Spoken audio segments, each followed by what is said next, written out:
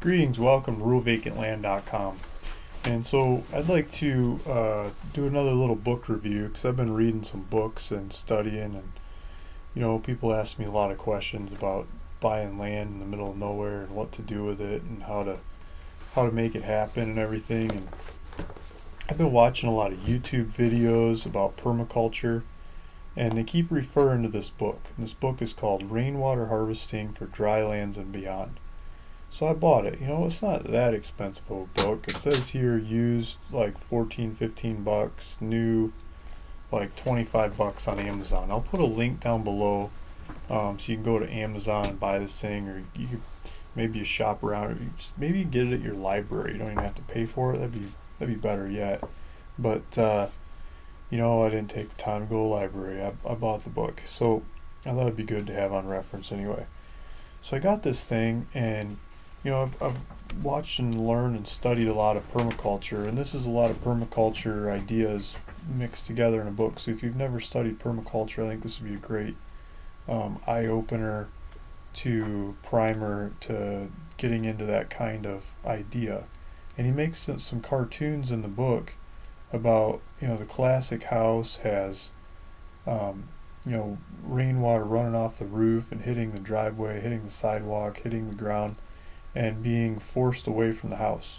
Modern construction, we want to keep the water away from the house because we don't want it to screw up the foundation and make a mess. So that's the idea. Try to get the water away, get it out to the street, get it washing down and around and away from where we're at. And so if everybody tries to do that in a large area, it makes a lot of stormwater problems, and it makes the ground wash away. You get a lot of sediment in the local streams, and you're constantly trying to feed your soil in the area. You're bringing in stuff all the time, trying to get it to grow and trying to keep it to grow, and you're trying to nurse it along with drip irrigation, buy in water from the city that might be piped in or channeled in from a long ways away in these desert climates. I think he's mostly talking about Tucson. Where you could make, instead of hills around your trees and bushes and plants, make low areas. So when it rains and when the water does flow, they go to those areas where your plants are and they soak into the ground. And so a lot of what he wants you to do is train that water to stay where it is, where it lands, and not wash away and go away and disappear, send it off downstream to someone else's problem. I want you to start at the top of your watershed, top of your property line, uphill as much as you can, and slow the water down. Make it do some turns. Make it stop. Make it settle. Make it sink. Get it to go into the ground where the ground can soak it up. And there's a lot of ways of doing it, whether it's making berms, like mounds of dirt and gravel or wood chips or whatever that might slow the water down, or rocks if the water's really flowing through there. Small rocks on the ground, big rocks, to gabions, wire cages full of rocks.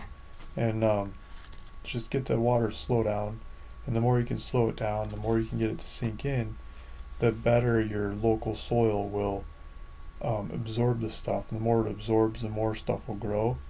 And the more biomass you can get on top of that soil or mixed into the top, the more sun protection it'll have from baking and cooking and that stuff leaving, and the little buggers in the soil will take off and break down a lot of this stuff, and you got a better place to grow your vegetables and grow stuff, whether it's flowers or something to eat and all kinds of stuff. So he talks about that, and he goes into using your washing machines and that kind of stuff, and going through your house, how to turn a lot of that to gray water, and how to put trees on the right side of your house so you get shade, and how to measure and figure out where the shade's going to come from to not use as much energy. And trying to think what else I got out of this book. So it's a lot of that kind of stuff. And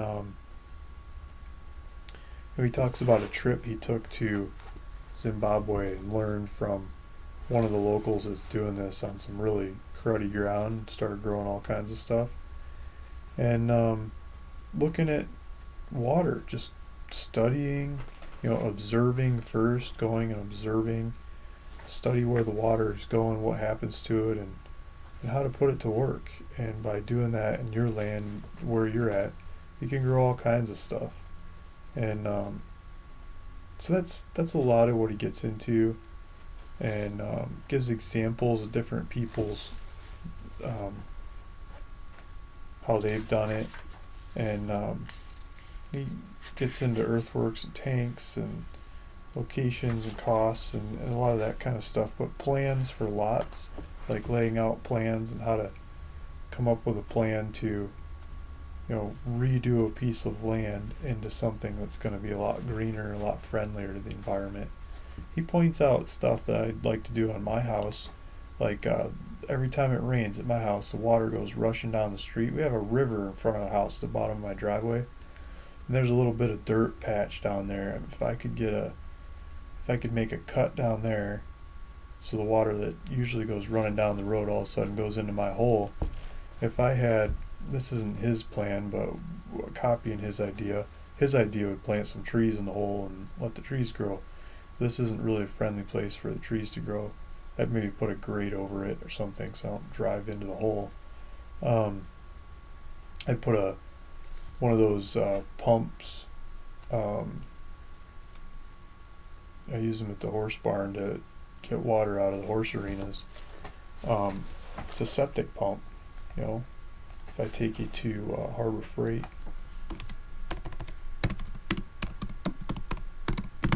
I'll show you one of the pumps. Sump pump, I think you call them. And they got some with like a float on them.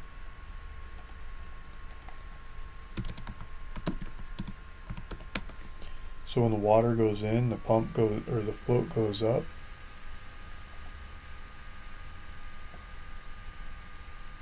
Yeah, here we go. It's got a float switch. This is more expensive than I was thinking. 3,400 gallons per hour, 3,800 gallons an hour.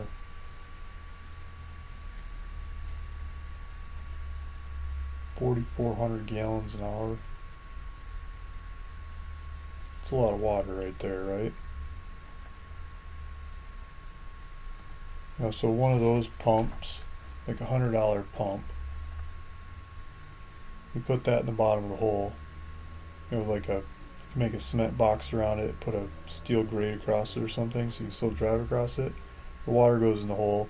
That pump, the little ball goes up, pump turns on, and it could pump the water across my property to a holding tank up the top of the hill, and then I could use that to feed my garden with the street water. You just run it into the ground. It doesn't have to go straight onto the plants. You can filter through the ground on the way there, clean out any funkies going through the ground. The plants could live off of it. I mean, that's one of the ideas I got out of this, reading this guy's book. See what else I can tell you. I mean, he gets into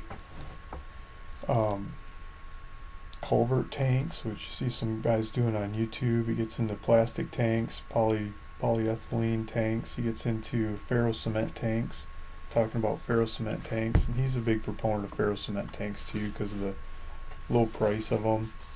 And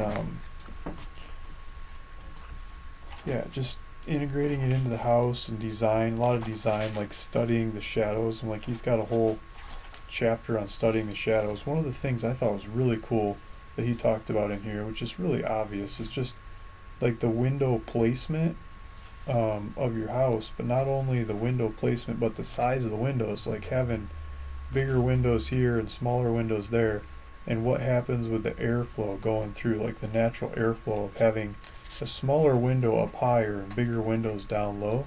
Like it kind of, as anything hot in the house rises, it goes out that window up above and it sucks in new stuff from down below.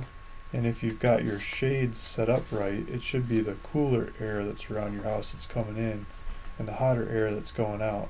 And so they study a lot of those measurements, how you can set up your house and the shade and the plants and the awnings and that kind of stuff to make your house much more energy efficient.